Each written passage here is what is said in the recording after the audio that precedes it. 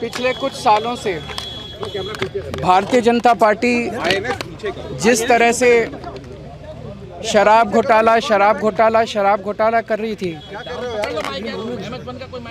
और हमारे ऊपर आरोप लगा रही थी, आज कोर्ट ने सारे आरोप खारिज कर दिए और जितने भी एक्यूज्ड थे सबको डिस्चार्ज कर दिया। हम हमेशा कहते थे सत्य की जीत होती है, हमें भारतीय न्याय प्रणाली पे भरोसा है। मैं जज साहब का बहुत बहुत शुक्रिया अदा करता हूं जिन्होंने हमारे साथ न्याय किया, सत्य की जीत हुई। मैं हमेशा कहता था कि भगवान हमारे साथ है। मोदी जी ने और अमित शाह जी ने मिल के आज़ाद भारत का सबसे बड़ा राजनीतिक षड्यंत्र रचा। आम आदमी पार्टी को ख़त्म करने के लिए आम आदमी पार्टी के सबसे बड़े 5 नेताओं को जेल में डाल दिया गया।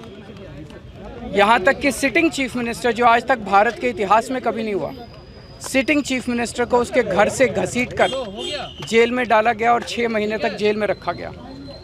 हमारे उप मुख्यमंत्री मनीष सिसोदिया जी, उनको लगभग 2 साल तक जेल में रखा गया। पूरा का पूरा फर्जी केस था। हमारे ऊपर कीचड़ फेंका गया।